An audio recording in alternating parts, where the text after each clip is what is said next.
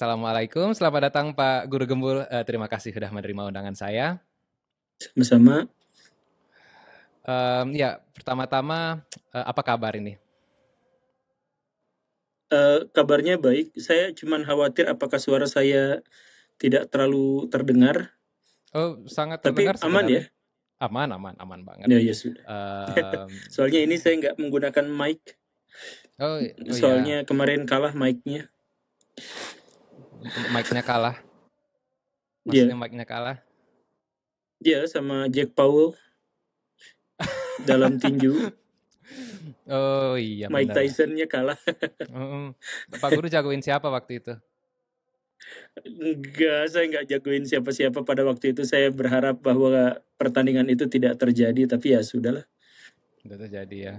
Tapi kan kira-kira kalau misalnya itu terjadi, sekarang jadi banyak tuh anak-anak yang suka sama tinju lagi gitu kan, bagus juga. Tidak bagus sebenarnya karena tinjunya Jack Paul itu adalah tinjunya instan gitu. Jadi, ia tidak melalui proses yang semestinya gitu. Jadi dia nyari sensasi, nyari petinju-petinju tua untuk dia kalahkan, nyari atlet-atlet yang sudah tidak pada masa prime time-nya, ya, dan dia akhirnya dapat cuan banyak dari situ gitu. Dari kontroversi, dari kebencian, dari keributan. Hmm, tapi kan seperti itu ya saya juga bukan penyuka Jack Paul ya untuk catatan aja. Em, bukannya itu apa ya istilahnya bisa mendorong minat gitu bagi banyak orang untuk terlibat di dunia yang seperti itu gitu. Ya saya nggak bilang itu dunia yang bagus, tapi jadi pengen ikut tinju misalnya atau pengen di bisnis entertainment gitu. Tetap nggak bagus kah? Iya, dia meningkatkan engagement untuk hiburan-hiburan semacam itu, tetapi tinjunya sendiri tidak naik dengan bentuk yang seperti ini saya pikir. Banyak kok petinju-petinju yang sampai sekarang masih bisa menunjukkan uh, pertandingan yang entertain gitu di atas ring gitu. Dan itu masih layak untuk ditonton, dan bahkan sampai sekarang bayaran untuk para petinju masih lebih banyak daripada bayaran untuk petarung MMA gitu kan, yang Mm-mm. menunjukkan bahwa minatnya juga masih sangat-sangat tinggi gitu. Jadi, bahwa ini naikin tinju tidak, tapi naikin entertain tinju iya. Sama seperti yang terjadi di Indonesia ketika atlet-atlet tinju di Indonesia tidak menunjukkan tajinya, tidak mendapatkan exposure yang memadai, akhirnya tinju-tinju di Indonesia itu adalah tinju-tinju artis gitu kan, yang tidak mengedepankan soal teknik, tidak mengedepankan soal tapi mengedepankan soal sensasi, keberpihakan, FOMO dan lain sebagainya gitu. Jadi bagus untuk entertain, tetapi biasa-biasa aja untuk tinju. Kita bahas tinju ya. Iya, saya penasaran juga karena saya ya mohon maaf nih sama penonton saya nih nggak sesuai judul nih karena pembukaannya kayaknya kita lama banget karena Nggak saya apa-apa. nggak saya soalnya penasaran ya dengan tren olahraga ke depannya. Bagaimana nanti mereka akan ngarahnya setiap atlet itu bukan hanya sekedar kemampuan skill ataupun teknik gitu, tapi juga kepada lebih entertainment value-nya gitu. Atlet-atlet akan mengarah ke sana. Saya nggak merasa itu sesuatu tren yang baik. Tapi jika itu bisa meningkatkan secara pragmatis, meningkatkan kesenangan orang-orang untuk engage di dunia seperti itu, mungkin sedikit banyaknya ada sesuatu yang bisa kita syukuri di situ gitu. Itu Kalau pandangan orang saya. senang terhadap hal yang seperti ini, justru menjadi sebuah masalah yang besar kan. Artinya masyarakat tingkat stresnya semakin tinggi, Hmm. sehingga kecenderungan dan kesukaan mereka itu adalah pada eh, pemuasan hasrat. Jadi misalkan begini, kalau ada pertandingan misalkan antara Gervonta Davis melawan siapa ya yang kemarin, ya misalkan melawan seseorang itu, penonton-penontonnya itu adalah orang yang sportif, orang yang mencintai tinju, orang yang mencintai pertandingan dan lain sebagainya. Tapi kalau misalkan ada tanding artis, maka sebenarnya itu adalah kebencian yang ingin diluapkan secara akumulatif yang ditampilkan di media. Jadi ada beberapa jurnal yang tentu saja juga pernah saya tampilkan di beberapa video saya. Jadi ketika orang cenderung untuk berkata kasar di media sosial, cenderung untuk berpihak pada misalkan Denny Sumargo versus Farhad Abbas, kemudian di situ ada hujatan, makian dan sebagainya, kemudian nanti ayo tanding tinju aja misalkan antara begini dan begitu, maka itu sebenarnya adalah salah satu indikasi bahwa masyarakat yang dimaksud itu adalah masyarakat yang sedang menderita, masyarakat yang sedang stres, sehingga butuh pelampiasan di mana dia bisa melihat ada orang yang tersungkur dan jatuh dan bisa ditertawakan, ada selebriti yang dikalahkan dan kemudian dijadikan bahan olok-olokan, dan hal-hal yang semacam itu. Nah, itu kan sebenarnya adalah karakteristik dari masyarakat yang tidak berbahagia. Kalau misalkan kita melihat di negara-negara yang sudah sangat mapan, kemajuan dan kesejahteraannya serta kebahagiaannya, maka salah satu karakteristik dari mereka itu adalah bahwa mereka relatif tidak peduli pada tema-tema yang bersifat pribadi, tetapi mereka sangat peduli pada tema-tema yang bersifat publik gitu. Jadi kalau misalkan kita lihat ya, kemarin ada di Indonesia lah ya, di Indonesia ada yang dibully misalkan Agus yang matanya buta itu gitu. Kemudian orang fokus terus ke situ untuk menghujat, untuk menikmati berita yang semakin lama semakin menyudutkan Agus dan lain sebagainya. Maka sebenarnya itu adalah akumulasi penderitaan dari dalam hatinya yang ingin melihat orang lain menderita untuk menghibur dirinya bahwa dirinya tuh gak sedih-sedih amat karena ternyata ada orang lain yang lebih menderita gitu. Kan begitu. Tapi kalau misalkan kita melihat pertandingan itu adalah pertandingan tinju di mana ada rasa kesenangan ketika orang ditinju KO gitu, tapi setelah itu respect, saya hargai, ini luar biasa pertandingannya dan sebagainya. Itu kan sebenarnya adalah karakteristik yang berbeda, karakteristik penonton yang berbeda gitu. Makanya Jack Paul ini sebenarnya adalah mewakili orang-orang yang menderita dan resah atas kehidupannya. Sedangkan Mike Tyson itu adalah karakteristik penontonnya itu adalah karakteristik orang yang mendapatkan penghiburan dari sportivitas gitu. Ya, sebenarnya tidak bisa dipisah secara biner seperti itu. Cuman maksudnya gambaran umumnya bisa kita pahami dengan cara seperti itu gitu. Saya ngerasa kalau kita bicara netizen Indonesia nih ya, mungkin saya agak terlalu general ngomongnya, tapi kebanyakan punya kecenderungan yang besar untuk membuli orang lain dibanding dengan netizen negara lain. Pengalaman Pak Guru gimana? Iya, saya sudah pernah dibully. Iya, saya pernah dibully dan iya, saya merasakan bahwa bulian itu sebenarnya adalah ekspresi penderitaan. Jadi kebencian, rasa sakit itu kan ada di dalam hati, dan bagaimana cara agar kita mengurangi rasa kebencian itu adalah dengan mengeluarkannya kepada pihak lain gitu.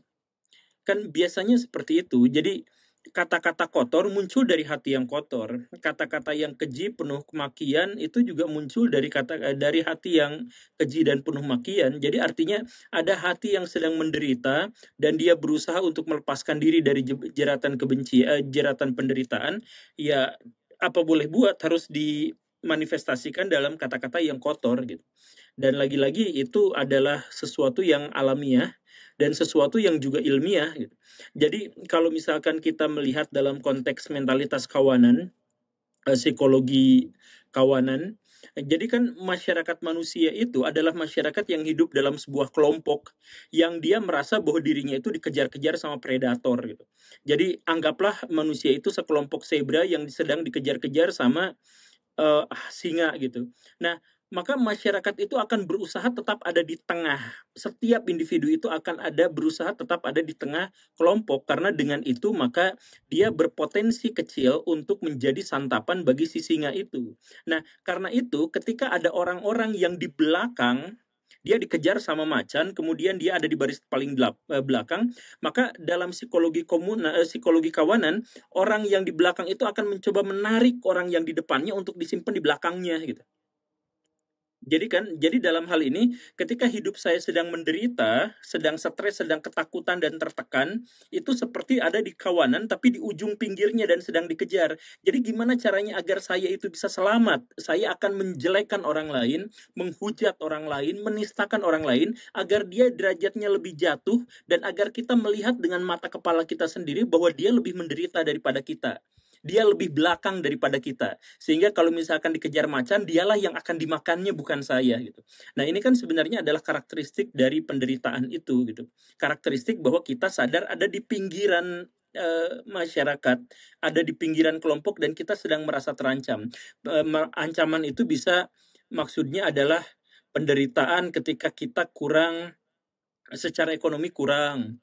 Jadi bisa aja mendapatkan kekurangan pangan, kekurangan kebutuhan gitu kan. Nah, keresahan-keresahan itulah yang akhirnya memantik masyarakat untuk suka pada bulian, suka pada kekerasan, pada menjelek-jelekan pihak lain secara dengan frekuensi yang ketat dan sebagainya gitu. Gitu sih, Kang. Saya kan sebagai orang yang pernah dibully juga ya di media sosial beberapa kali. Tentu awalnya saya ngerasa sakit hati gitu. Siapa sih yang nggak sakit hati kalau dibully? Lama kelamaan saya ngerasa kecenderungan orang kita, netizen kita itu untuk membuli itu kayaknya harus diselesaikan juga dengan satu dan lain cara gitu. Menurut saya salah satunya adalah pendidikan. Pendidikan kita harus menyesuaikan dengan pendidikan online juga. Jadi kan sekarang kita banyak nih kalau anak-anak zaman sekarang pendidikan kewarganegaraan atau apa yang berkaitan dengan akhlak dan perilaku gitu. Dan saya pikir itu juga harus menyesuaikan dengan bagaimana berperilaku di media sosial gitu. Saya pikir itu juga perlu dijadikan solusi.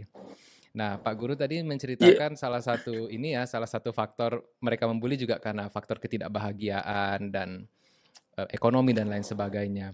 Kira-kira dengan fakta mereka juga nggak bahagia di sisi yang lain, tetapi di sisi yang lain kalau misalnya kita dorong mereka untuk berperilaku dengan baik, menurut secara pendidikan itu menjadi solusi kah menurut Pak Guru? Ada hal yang agak saya mencoba untuk optimis dalam hal ini, tapi saya tetap pesimis gitu.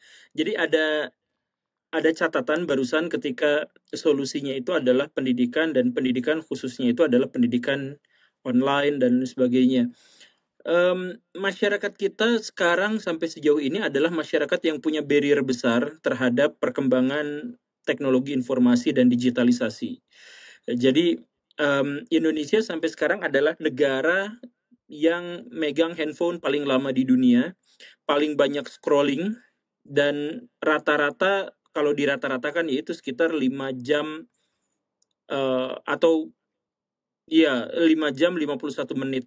Dan itu adalah yang paling tinggi di seluruh dunia. Tetapi di sisi lain, kita paling sedikit terlibat pada perkembangan digitalisasi dibandingkan dengan negara-negara yang lain gitu. Jadi kita tuh konsumen, kita tuh bukan produsen, kita tuh bahkan tidak terlibat pada perkembangan digitalisasi. Nah, kenapa seperti itu? Karena ada mental barrier yang kuat. Di antaranya adalah karena ada orang-orang yang memegang otoritas dan dia kemudian mewanti-wanti masyarakat kita untuk tidak terlibat pada media digital.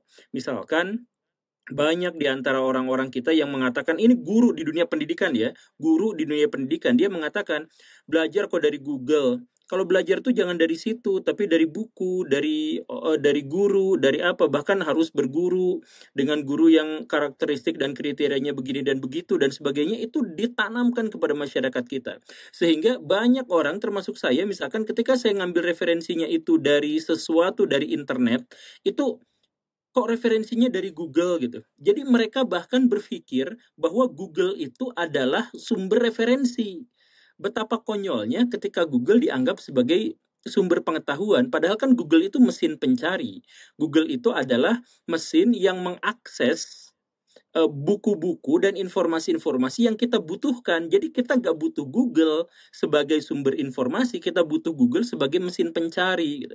Jadi di dalam Google tuh sudah dibukukan Al-Quran. Jadi kalau misalkan kita baca Al-Quran dari Google, itu bukan berarti belajar dari Google, tapi belajar dari Al-Quran. Nah, Tapi kan masyarakat kita, bahkan banyak guru-guru kita yang masih meremehkan Google itu. Ya karena apa? Karena menganggap bahwa dirinya memiliki otoritas dan otoritasnya itu merasa terganggu dengan keberadaan Google, ChatGPT dan sebagainya, maka akhirnya mereka kemudian berperilaku sangat reaktif dan resisten terhadap yang seperti ini. Banyak sekolah-sekolah dan pesantren-pesantren yang sedemikian nekat sampai HP dari siswanya itu dihancurkan gitu kan, dan lain sebagainya dengan alasan bahwa itu tidak bahwa handphone dan sebagainya itu mengganggu pembelajaran. Padahal itu bukan mengganggu pembelajaran, tetapi itu adalah kegagalan guru-guru itu untuk bisa berkolaborasi dengan dunia digital.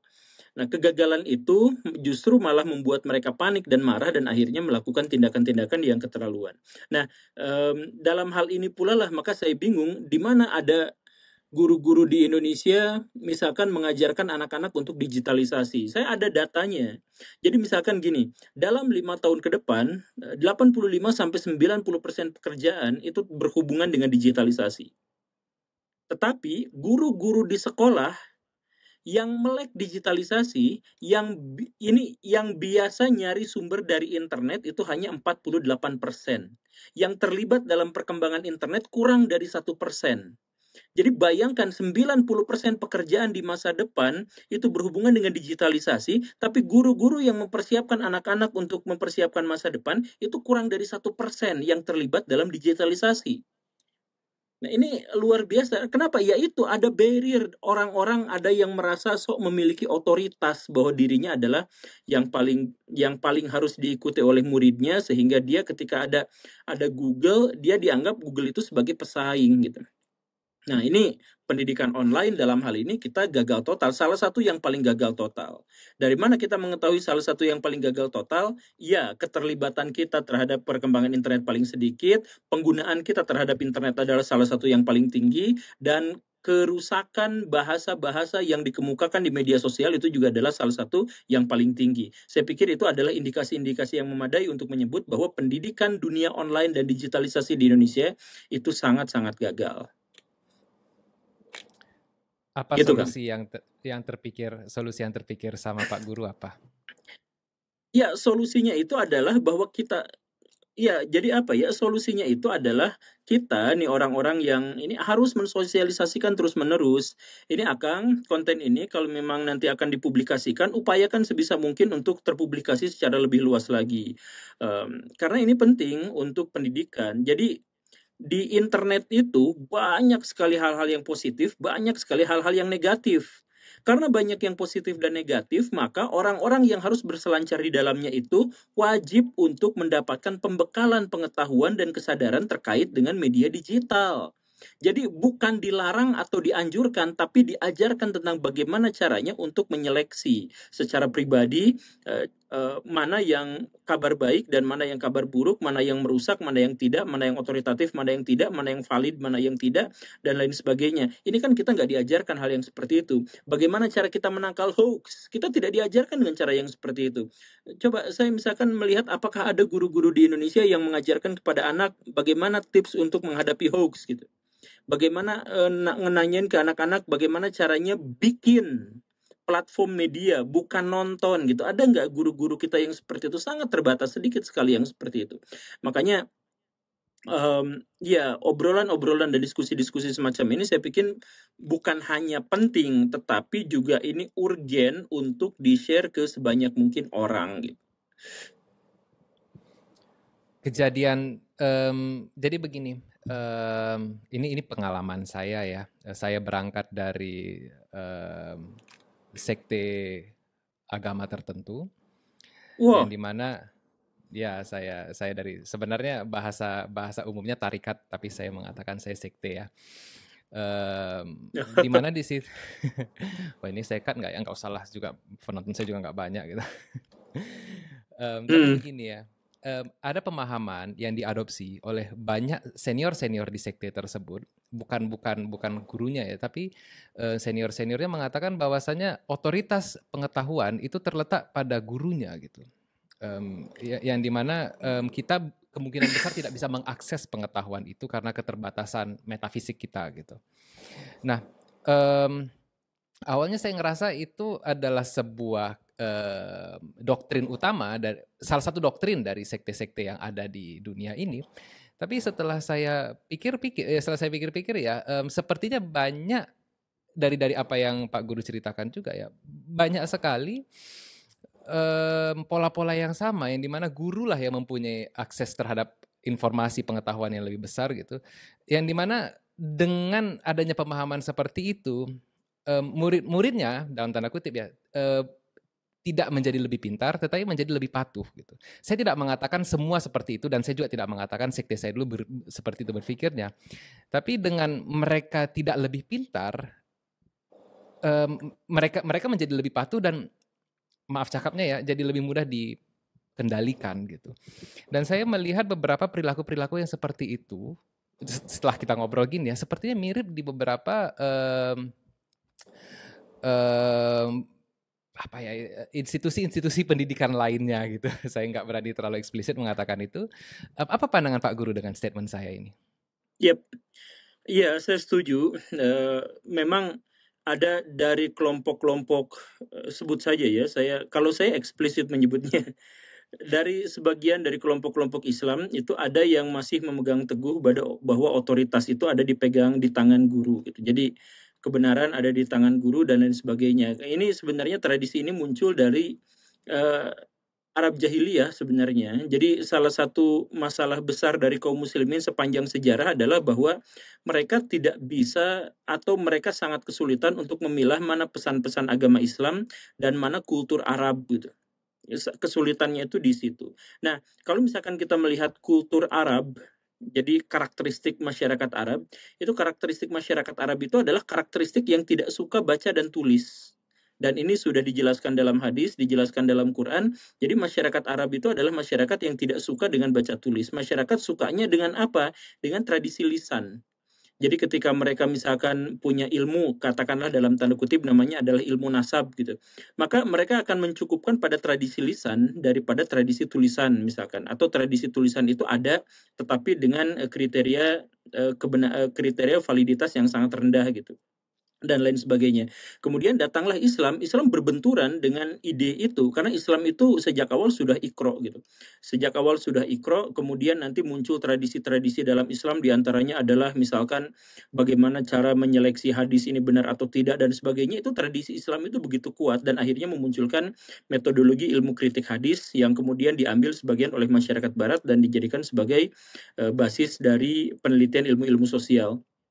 Kan begitu. Nah, tapi sebagian dari masyarakat Islam yang tidak bisa memilah mana tradisi Arab dengan mana nilai-nilai universal dalam Islam, itu terjebak menganggap bahwa tradisi Arab yang tradisi lisan itu dianggap sebagai bagian dari Islam. Nah, karena berpusatnya itu adalah pada tradisi lisan, maka mereka sangat ketergantungan pada orang-orang yang berkata-kata secara lisan gitu. Jadi kalau misalkan ditawarkan mana buku dengan mana dengerin orang ngomong, misalkan orang yang otoritatif atau guru yang ngomong misalkan, maka mereka pasti akan cenderung lebih milih guru yang ngomong daripada kitab itu gitu.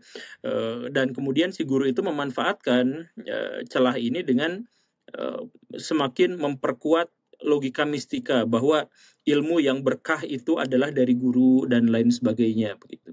Ya, ini yang akhirnya membuat masyarakat muslim itu hancur gitu. Bahkan ini saya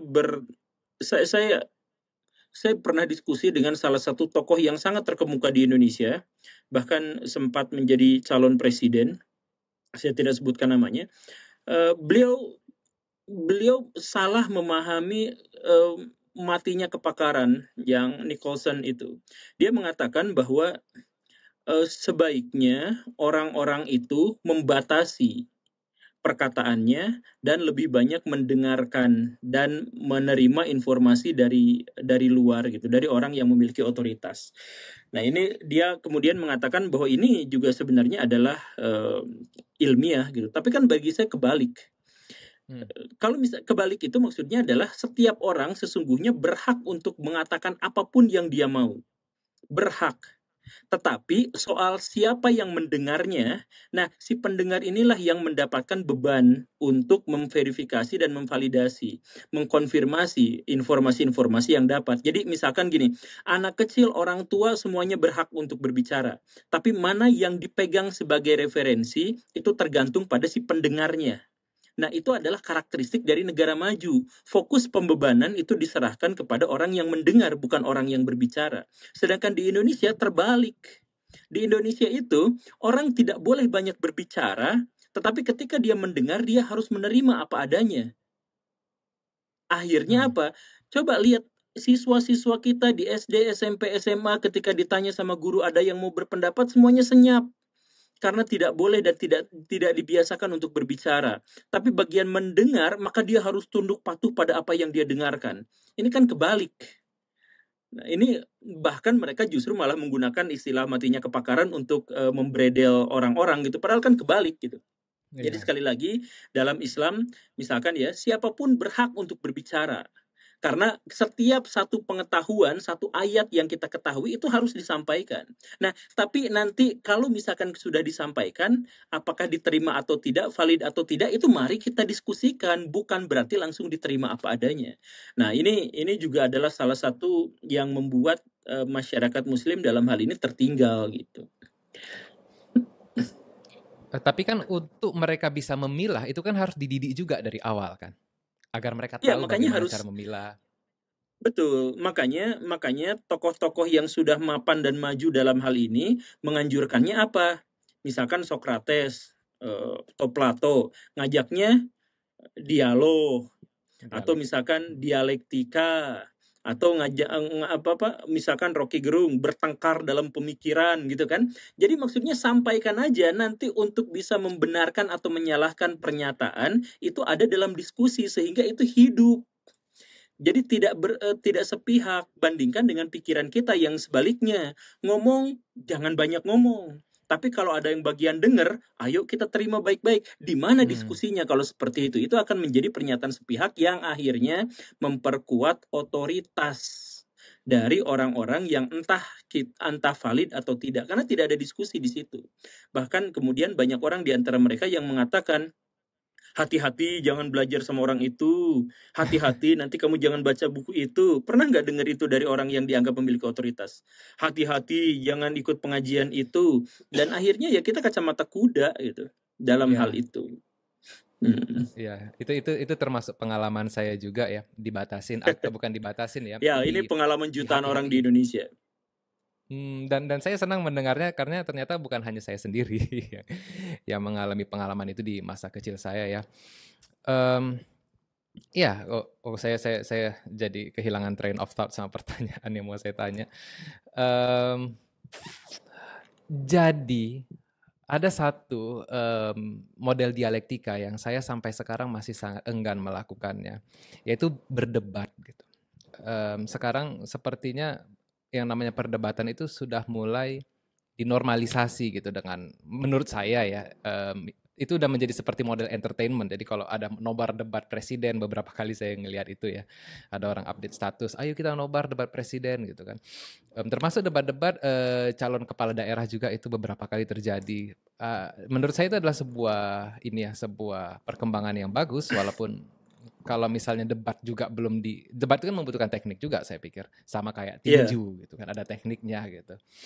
Apa pandangan Pak Guru kalau kita membiasakan perdebatan terjadi di sekolah-sekolah gitu? Artinya bukan hanya sekedar ada kompetisi saja, tapi itu menjadi bagian dari keseharian mereka juga gitu. Perdebatan itu seharusnya baik, perdebatan itu seharusnya bagus. Perdebatan itu menguji argumentasi-argumentasi yang kita punya, pemikiran dan gagasan yang ada dalam benak kita untuk dibenturkan dengan pemikiran dan gagasan orang lain. Kita dipaksa untuk menghubungkan informasi-informasi dan kemudian membuka kemungkinan bahwa apa yang kita yakini selama ini ternyata keliru atau salah gitu. Sampai sebatas itu debat itu bagus. Cuman di Indonesia juga ada masalah di situ bahwa perdebatan itu menyangkut benar dan salah. Jadi kemarin misalkan saya berdebat, saya menghentikan argumentasi saya dan akhirnya saya mengaku saya kalah. dalam perdebatan, dan itu udah seperti surga dan neraka gitu. Jadi kalau kalah debat berarti neraka, sesat, jahat, zolim, lalim. Sedangkan kalau menang debat itu berarti luar biasa. Kan saya pernah dalam 2 bulan itu debat 2 kali.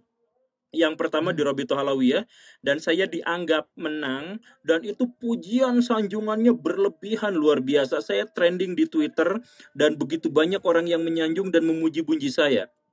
1 bulan kemudian saya debat lagi dan kalah. Dan itu dihujatnya habis-habisan, dianggap sesat, dianggap apa dan sebagainya. Jadi bagaimana masyarakat kita mau berdialektika kalau misalkan perdebatan itu dianggap sebagai hidup dan mati gitu. Dan kita masih seperti itu gitu. Kita masih seperti itu. Bayangkan sekelas universitas membatalkan misalkan diskusi dengan saya hanya gara-gara saya dianggap kalah debat, dan kalah debat berarti sesat gitu. Ini kan iya, itu yang terjadi di Indonesia gitu. Jadi hanya ketika saya mengatakan bahwa saya tidak mau mengilmiahkan pandangan saya tentang akidah, dan saya mencukupkan diri saja dengan Quran dan Sunnah, itu dianggap sebagai sesuatu yang keji, yang sesat, dan lain sebagainya gitu. Nah makanya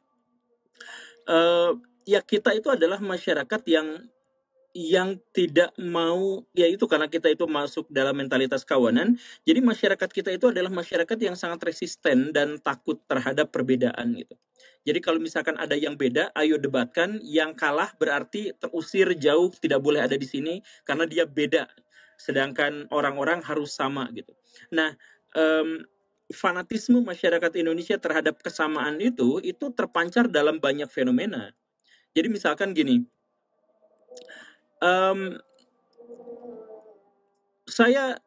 saya menikah dengan istri saya dan memutuskan untuk tidak punya anak sampai 7 tahun karena istri saya harus kuliah dulu, misalkan seperti itu. Nah itu gunjingan dari tetangga itu luar biasa.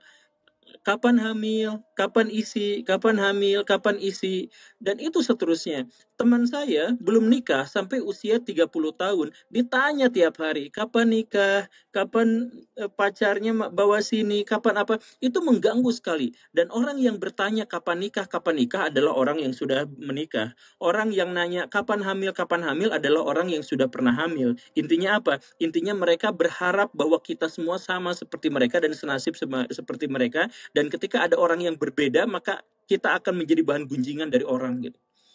Sebegitu menakutkannya masyarakat kita terhadap perbedaan, dan inilah yang akhirnya menyebabkan bahwa betapapun infrastruktur di Indonesia sekarang itu sudah diramahkan untuk orang-orang disabilitas.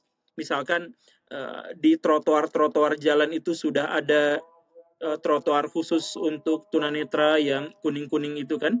Yeah. Betapapun sudah seperti itu, saya yakin Akang belum pernah lihat ada orang tunanetra lewat di situ. Pernah nggak? Saya nggak pernah sih sejujurnya, nggak pernah. Memang, saya juga nggak pernah. Atau Akang misalkan di pinggiran tangga perkantoran itu biasanya ada jalur untuk mendaki buat orang yang menggunakan kursi roda. Pernah lihat kan? Iya, pernah. Jalur pendakian itu. Dan pernah nggak lihat orang yang kursi roda naik ke situ? Nggak pernah juga. Iya, betul. Kenapa seperti itu? Bukan karena di Indonesia tidak ada yang tunanetra, bukan karena di Indonesia itu tidak ada yang menggunakan kursi roda. Masalahnya adalah kalau ada orang yang tunanetra keluar rumah, kalau ada orang yang menggunakan kursi roda keluar rumah, dia akan menjadi bahan gunjingan, diliatin sama orang, diperhatikan sama orang, karena kita sangat resisten terhadap orang-orang yang beda gitu. Itu masalahnya. Jadi betapa mengerikannya kan dalam hal ini gitu. Tapi bagaimana jika ini saya sebenarnya setuju ya sama Pak Guru ya, tapi saya hanya ingin memberikan beberapa pertanyaan ya yang mungkin bisa menggali pendapat dari Pak Guru sendiri. Bagaimana jika sebenarnya karena itu berdasar dari keinginan kita untuk menjaga kohesivitas suatu kelompok, sehingga kita takut sama perbedaan. Yang dimana jika kita mulai mengembrace ya, menerima perbedaan itu, kita akan kehilangan nilai-nilai kelompok kita, nilai-nilai budaya kita gitu. Apa pandangan? Ya gini, ya itu memang benar. Itu masyarakat kita itu adalah masyarakat yang seperti itu. Tetapi kenapa kita takut kehilangan? Karena kita memang lemah. Yang takut kehilangan itu adalah masyarakat yang lemah. Perempuan-perempuan yang cemburuan itu adalah perempuan-perempuan yang sadar bahwa dirinya inferior dibandingkan misalkan dengan lawan lawan seksnya misalkan. Iya. Kan begitu kan? Jadi Iya, iya, sebenarnya iya. masyarakat kita adalah masyarakat yang lemah, makanya ya karena mereka sadar, kita sadar bahwa kita lemah, maka kita sangat ingin menyatukan, sangat takut kehilangan identitas dan sebagainya. Kan begitu rumusannya. Ketika misalkan di media sosial, ketika ada artis yang muncul pertama kali, kemudian di Google itu selalu ada misalkan artis yang baru muncul itu namanya adalah Asep gitu ya. Kemudian Asep agamanya apa? Itu pasti muncul Iya, pertama yang iya, iya. ditanyakan. Iya, Karena iya. mereka bukan religius, tetapi mereka sangat ingin meyakinkan bahwa kelompoknya itu cukup besar gitu. Karena mereka tahu bahwa mereka itu sedang dalam kondisi yang lemah, situasi masyarakat yang sedang lemah gitu. Nah, inilah yang akhirnya jadi ya, setiap orang membutuhkan, penyatuan identitas gitu, sebagai identitas komunal saya adalah begini dan begitu gitu, ya. Tapi sangat berlebihan itu menunjukkan bahwa kita itu sebenarnya adalah masyarakat yang inferior, masyarakat yang lemah, masyarakat yang sadar bahwa kita memang sedang dalam kondisi yang terjepit gitu. Dan kita akhirnya kembali ke diskusi soal Jake Paul melawan Mike Tyson. Itu adalah cerminan. Ya, kita menghabiskan waktu 35 menit sendiri nih Pak Guru membahas soal itu, dan saya sejauh ini masih mensyukuri diskusi ini. Jadi nggak jadi bahas Habib ya, saya dikasih taunya bahas Habib sekarang tuh. Iya, sebenarnya saya mau bahas soal itu juga, tentang apa namanya, pengalaman yang tadi ya, ke ini saya dengar dari teman saya sih ya, ke Rabiatul Adawiyah ya, dan Iya. itu kan datang sendiri gitu kan ke sana gitu, bukan melawan ya, menghadapi masyarakat, kelompok itu yang dalam jumlah besar gitu. Pak Guru nggak takut? Tidak, saya punya prasangka yang baik dan punya niat yang baik. Sehingga ya apa boleh buat saya jalani saja, karena ya itu saya pikir diskusi itu adalah sesuatu yang baik gitu.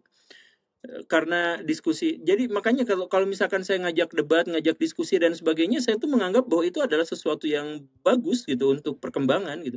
Cuman ya itulah, entah pada akhirnya orang-orang juga berpikir bahwa itu tuh hidup mati gitu, kalau menang tuh berarti saya luar biasa, jenius, bla bla bla bla bla, tapi kalau kalah itu wah, dirujak, dianggap sesat dan sebagainya gitu. Karena saya tuh selalu mendambakan di Indonesia itu ada orang yang bisa berdebat sama seperti Einstein dengan Niall Bohr gitu. Yang ketika perdebatan mereka berlangsung selama bertahun-tahun, bukan kebencian yang muncul, tetapi justru jurnal-jurnal ilmiah dan revolusi pengetahuan terkait dengan perdebatan itu gitu kan, terkait dengan mekanika kuantum. Saya selalu berharap bahwa perdebatan itu seperti perdebatan Imam Syafi'i dengan, atau misalkan apa ya, metode istimbatnya Imam Abu Hanifah dengan istimbatnya Imam Malik, terjadi perdebatan yang sangat hebat tanpa ada kebencian, sehingga justru malah memunculkan sintesis yang luar biasa dari Imam Syafi'i gitu. Saya tuh sangat mendambakan perdebatan antara Plato dengan Aristoteles yang tanpa kebencian, tapi justru menghasilkan banyak sekali karya-karya yang sangat luar biasa sepanjang sejarah gitu. Jadi saya menganggap bahwa perdebatan itu adalah sesuatu yang positif, cuman nampaknya saya salah zaman dan salah salah salah negara gitu. Jadi perdebatan itu dianggap sebagai wah, ini sesat. Jadi hanya gara-gara seseorang tidak bisa berargumentasi atau gagal untuk menunjukkan argumentasinya, maka dia diacap masuk neraka gitu. Saya nggak tahu itu logikanya seperti apa, tapi di Indonesia terjadi kan yang seperti itu. Termasuk juga debat-debat capres gitu ya, debat ini kan banyak di antara mereka yang tidak berdiskusi terkait dengan program kerja, tapi diskusi terkait dengan masalah-masalah pribadi gitu. Lah debat kok jadi masalah pribadi gitu kan, kita nggak ada urusan dengan yang seperti itu gitu. Tapi kan itu yang dibahasnya itu sampai sekarang gitu. Dan seolah-olah kalau misalnya kita bisa membuat lawan kita buruk dari mengekspos keburukan pribadinya, itu menjadi kemenangan bagi kita kan, Iya, itu mentalitasnya seperti dia. itu. Betul sekali. Ya, saya nggak tahu itu seberapa takutkah masyarakat kita itu terhadap perbedaan dan seberapa lemahnya mentalitas kita gitu. Saya sebelum melanjut ke pertanyaan berikutnya ya Pak Guru. Jadi beberapa minggu yang lalu saya dalam tanda kutip dijebak sama teman saya. Dibilang gini, ayo kita diskusi sama teman teis dari agama lain untuk bahas tentang argumen Tuhan gitu. Oke, begitu datang, saya online begini, dibilang kita debat ya gitu. Waduh, debat gitu. Saya juga nggak pernah suka sama debat gitu kan. Tapi oke lah gitu, karena teman semuanya teman juga gitu. Akhirnya kami berbahas tentang argumen Tuhan gitu. Dan begitu debat itu selesai, malah persahabatan kami menjadi makin erat gitu. Linknya nanti saya taruh di kolom deskripsi di video ini, dan kalau Pak Guru tertarik untuk ini nanti silahkan dicari juga. Intinya yang mau saya sampaikan, kalau belum pernah ada perdebatan yang bersahabat di Indonesia ini, mungkin perdebatan ini agak sombong dikit ya. Ini yang saya lakukan sama teman saya itu adalah perdebatan yang bersahabat. Wah, baguslah kalau ada yang seperti itu. Syukur. Ya, dan saya pikir itu mungkin saya nggak mengatakan sebagai contoh, tapi ya semoga kami ya, saya dan teman-teman saya itu bisa mengemulate bagaimana perdebatan yang baik. Amin. Amin. Ya udah, nanti saya pengen lihat debatnya. Ya, lanjut ke pertanyaan. Sebenarnya ke Pak Guru ke sana, ke itu pesantren kah atau apa ya, Rabiah Adawiyah ini ya Pak Guru? Rabithah Alawiyah. Rabithah Alawiyah itu adalah Rabithah Alawiyah itu adalah organisasi masa pencatat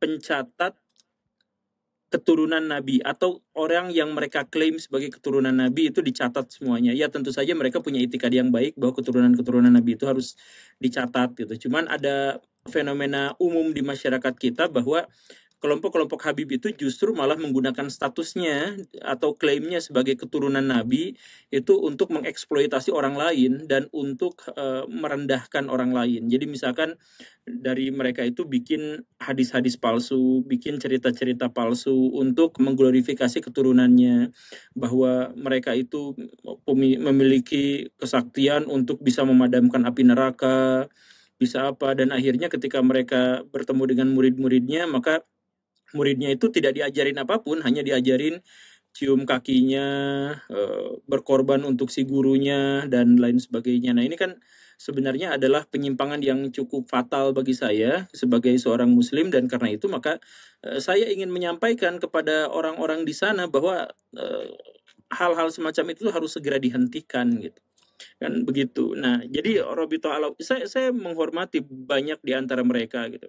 Saya tidak pukul rata semua Habib itu tidak baik gitu. Cuman dan saya juga sebenarnya sudah menekankan kepada orang berkali-kali di berbagai kesempatan bahwa saya tidak akan berpihak pada pihak, dan saya juga tidak akan menjadi oposisi bagi pihak gitu. Saya akan berpihak atau beroposisi pada tindakan, perbuatan, perkataan, bukan pada pribadinya. Jadi kalau misalkan ada sekelompok orang yang namanya Habib, ya saya netral terhadap Habibnya, tapi saya kemudian akan mengambil sebuah keputusan terkait dengan apa yang mereka katakan dan apa yang mereka perbuat gitu.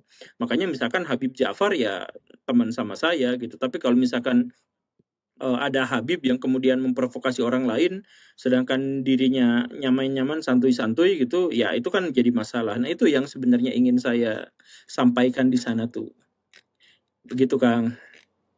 Habib Ja'far pernah membuat klaim soal kesaktian beliau, nggak pernah ya? Nggak seperti Habib lainnya enggak. Kan ya? Dan nggak jualan itu kan. Beda sama sebagian misalkan Habib-Habib itu yang waduh sangat-sangat keterlaluan menurut saya. Sampai sampai kakinya diciumin dan dia disujudi, dan ya begitulah. Ya, ini sebenarnya pengalaman yang masih mirip juga ya dengan saya. Ini saya hanya cerita aja gitu. Saya besar di lingkungan yang mempercayai kemukjizatan dari pemimpinnya seperti itu. Jadi kayak bisa memadamkan gunung berapi yang sedang mengamuk, habis ada bahkan klaim tentang bisa menghidupkan orang mati gitu, habis itu bisa melawan naga gitu, dan pernah didatangi sama Ratu Laut Selatan. Ada berbagai macam klaim ya.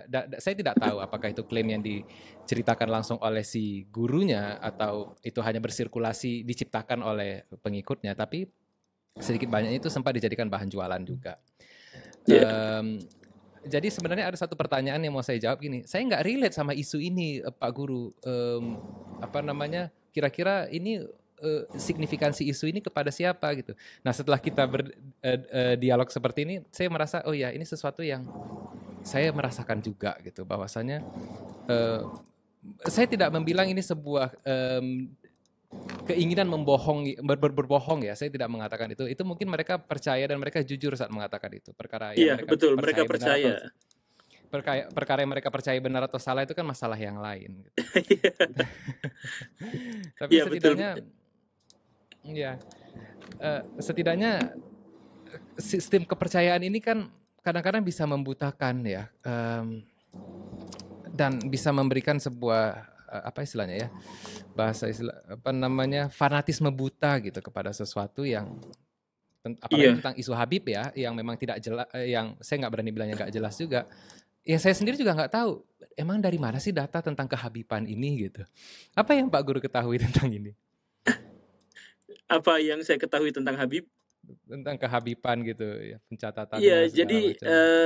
jadi sebenarnya di seluruh dunia ini banyak sekali kabilah-kabilah, klan-klan, marga-marga yang mengaku diri sebagai keturunan Nabi, banyak sekali. Cuman yang dominan di Indonesia dan kemudian mengklaim lain-lain dan lain sebagainya dengan glorifikasi yang sangat luar biasa itu memang dari klan Alawiyin. Dan klan Alawiyin itu juga sebenarnya adalah sebuah torekoh tasawuf yang akhirnya menyuburkan banyak cerita-cerita khurafat gitu, cerita-cerita bohong terkait dengan leluhur. Jadi bahwa ada di antara leluhur mereka itu yang bisa terbang, yang bisa melipat bumi, yang di akhirat nanti itu jauh lebih dikenal daripada Syekh Abdul Qadir Jailani, bahwa mereka memiliki kecerdasan yang lebih dari Imam Syafi'i. Pokoknya mereka menciptakan glorifikasi lah segala rupa seperti itu. Bahkan mereka rela untuk membuat hadis-hadis palsu untuk mengglorifikasi. Di antaranya adalah siapa yang tidak percaya pada gelar Habib mereka, maka mereka pasti adalah keturunan zina gitu. Itu kan, dan itu mereka klaim itu sebagai hadis Nabi gitu.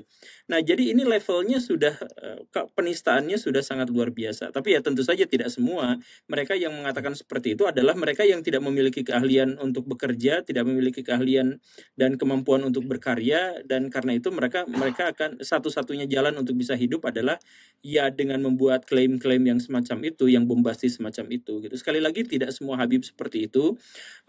Kita juga melihat misalkan banyak Habib di Indonesia yang bahkan tidak menyinggung status mereka sebagai keturunan Nabi dan sebagainya gitu, dan mereka relatif tidak peduli terhadap hal-hal yang seperti itu gitu.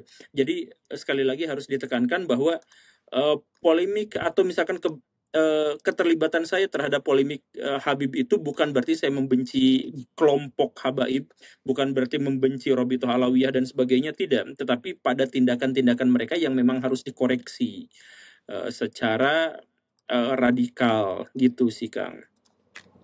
Pasca menjumpai mereka sekarang, apa yang terjadi dan bagaimana hubungan Pak Guru sama mereka? Secara pribadi baik, tetapi ya saya dalam hal ini sebenarnya turut bersimpati, tapi mereka habis. Pengajian-pengajian mereka dihadiri oleh sedikit sekali orang sekarang, kemudian makian terhadap mereka menjadi semakin banyak, di media sosial mereka menjadi bahan olok-olok dari ratusan sekali kanal dan seterusnya gitu. Ya saya bilang itu juga sebenarnya keterlaluan. Tapi ya itu yang terjadi sekarang.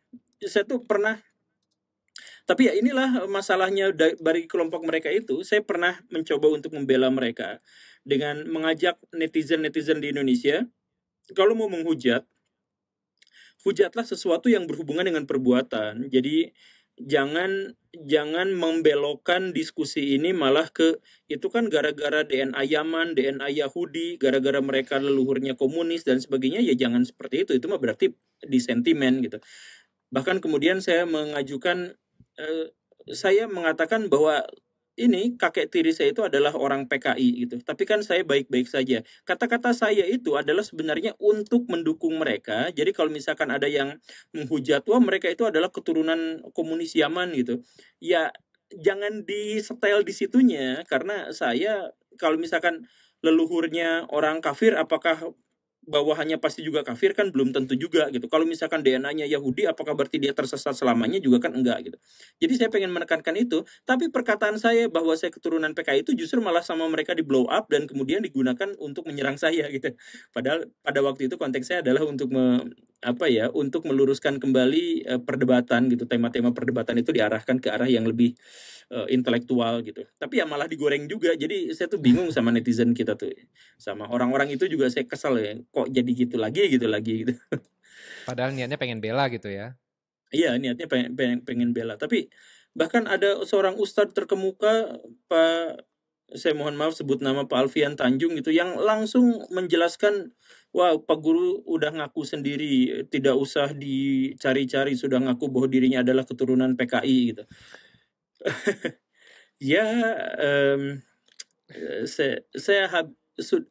apakah kebencian itu sudah sebesar itu gitu sampai nalar begitu sedikit digunakan dan sentimen dan emosi itu justru malah ditingkatkan gitu. Tapi kenapa beliau berkata seperti itu gitu? Apa Ya, keuntungan yang beliau dapat gitu? ya kan saya dalam tanda kutip saya adalah lawan intelektual mereka gitu. Jadi mereka butuh cara untuk mendegradasi kredibilitas saya gitu. Dan bagi mereka kredibilitas saya itu jatuh ketika ketahuan saya itu adalah keturunan PKI gitu. Ya padahal kan ya padahal nggak apa-apa sih misalkan dalam konteks itu ya. Bahkan saya tuh ceritakan sebenarnya saya keturunan PKI itu kakek tiri saya orang PKI itu justru untuk menghujat komunis di Indonesia karena narasi panjangnya itu adalah sebenarnya kakek tiri saya itu benar-benar zalim kepada ibu saya. Jadi ibu saya suka mengaji dan itu suka air makanannya itu dikencingin. Kemudian ya demi agar ibu saya itu tidak mengaji. Nah, narasi panjangnya itu seperti itu. Jadi saya bercerita bahwa kakek tiri saya itu adalah orang komunis, orang PKI untuk menegaskan bahwa mereka itu sebenarnya memang sangat resisten pada agama. Tapi lagi-lagi konteks itunya kan diabaikan karena kebencian mereka sudah terlalu dalam. Iya, kayak ada ustadz tadi yang mengatakan langsung menyerang Pak Guru seperti itu gitu. Apa beliau termasuk di dalam kubu yang itukah? Maksudnya ya kubu yang Iya, saya tidak tahu, saya juga tidak ini, cuman iya sangat disayangkan lah kalau misalkan sekali lagi ini bukan soal intelektualitas rendah, tapi kebencian menghasilkan dorongan untuk tidak mempelajari secara lebih netral dan objektif gitu, tetapi fokus pada upaya mencari kesalahan dan kelemahan orang lain untuk di blow up dan menjatuhkan kredibilitasnya gitu sih. kita nggak suka debat nih budaya kita, tapi kalau ada kesempatan untuk menjatuhkan orang lain, kita nggak segan-segan mengambil itu ya. Iya betul. Betul sekali. Jadi kalau pas saya kemarin debat misalkan yang pro sama saya tuh banyak tapi kebanyakan ngumpet-nyumput. Nanti pas saya menang, nah baru mereka datang dan kemudian mengolok-olok lawan gitu. Yang terjadi di Indonesia banyak sekali yang seperti itu. Kira-kira bakalan berubah nggak kita nih sebagai masyarakat di kedepan hari ini? Ya kalau misalkan kiamat masih tertunda sampai beberapa ribu tahun, mungkin kita punya kesempatan untuk berubah. Oke, saya mau tanya soal ini.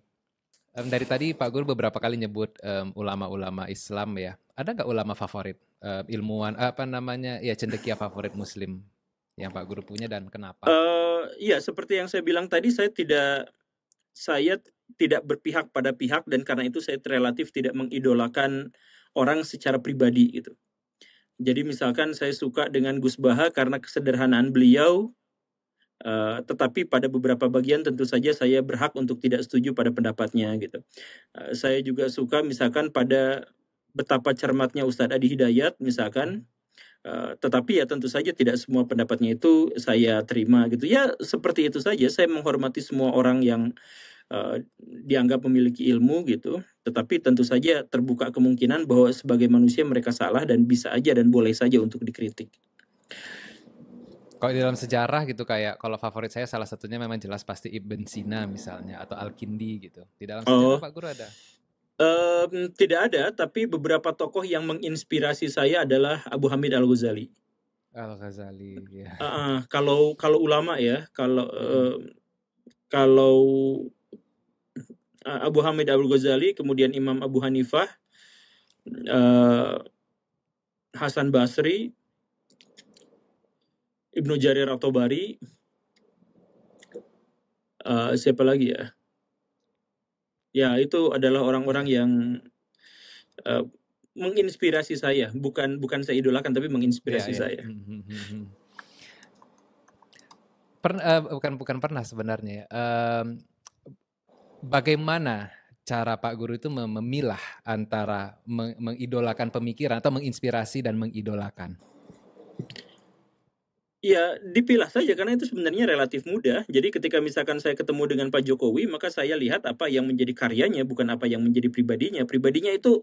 Pribadi Pak Jokowi itu adalah beliau suka kentut kalau bangun tidur. Pribadinya Pak Jokowi itu adalah beliau membutuhkan aktivitas seksual.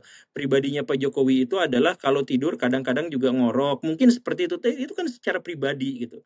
Ya mau jelek mau bagus ya itu terima aja secara pribadi. Tetapi kan kita tidak menilai seseorang itu berdasarkan masalah-masalah pribadi yang seperti itu yang tidak usah juga dibahas dan menjadi konsumsi publik gitu.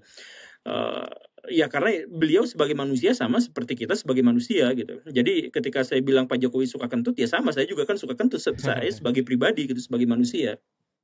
Nah, tapi yang kita pikirkan itu kan adalah misalkan ketika beliau menjabat sebagai pejabat, memiliki jabatan publik, ya kita kritik dan kita apresiasi apa yang beliau lakukan.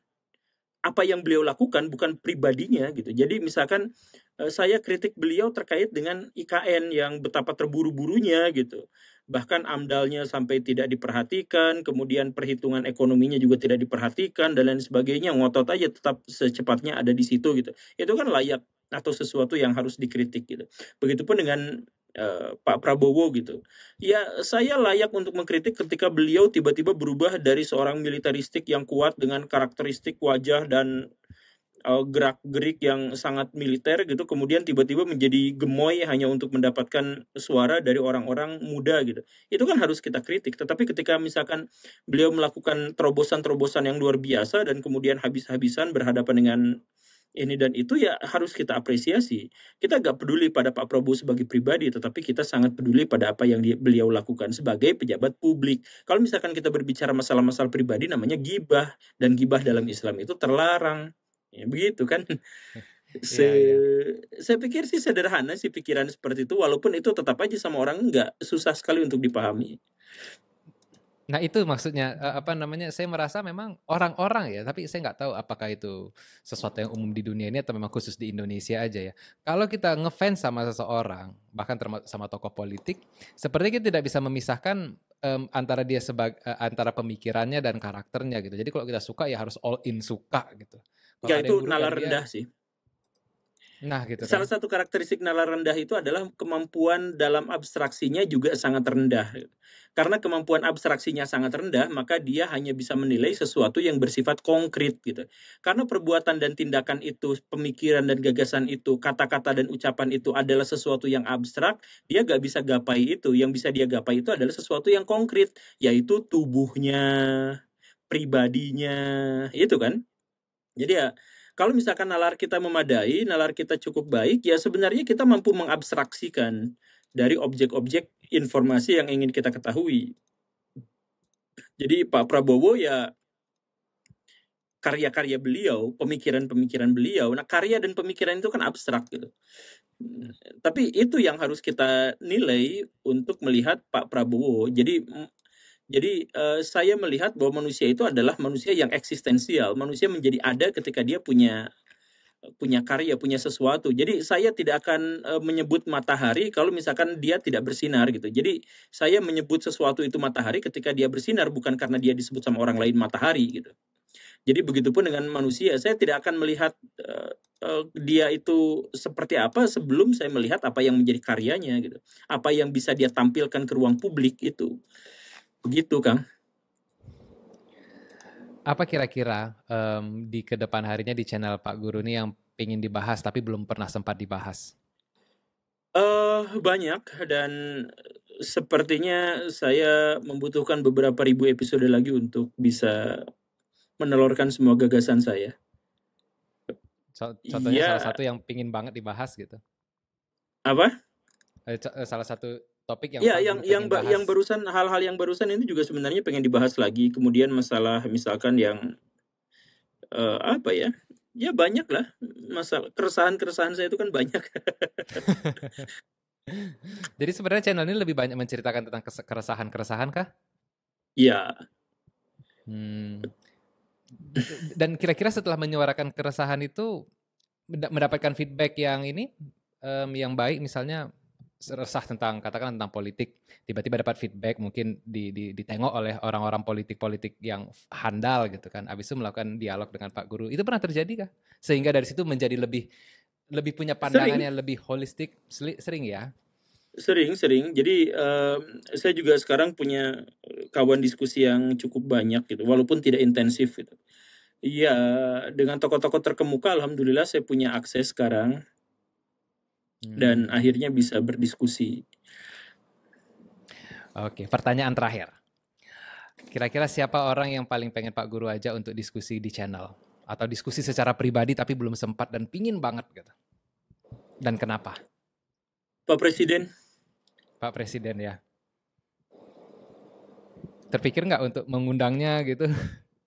Iya, Sekarang gitu, sekarang ini. saya cukup tahu diri lah apa urgensi Pak Presiden untuk bertemu dengan saya gitu kan. Iya, tentu saja beliau punya banyak hal yang urgen untuk didiskusikan. Jadi itu hanya harapan dan cita-cita saya saja. Dan saya sebut di sini Pak Presiden itu ya, bukan figur tertentu, tapi siapapun yang memiliki orang yang paling berhak dalam mengambil keputusan itu. Gitu. Ya, saya berharap sih itu. Oh, satu lagi pertanyaan Pak Guru. Kira-kira dalam 5, 10 tahun, 20 tahun ke depan Pak Guru ini ingin menjadi orang seperti apa dan ingin dikenang sebagai apa? Saya tidak tahu batas umur saya. Saya sempat menduga bahwa saya mungkin akan meninggal tahun depan. Ya sempat menduga aja sih. Tapi ya kalau saya punya kesempatan lebih, saya pengen berkontribusi terhadap negara, bukan terhadap pemerintahan ya. Saya pengen kontribusi terhadap terhadap negara.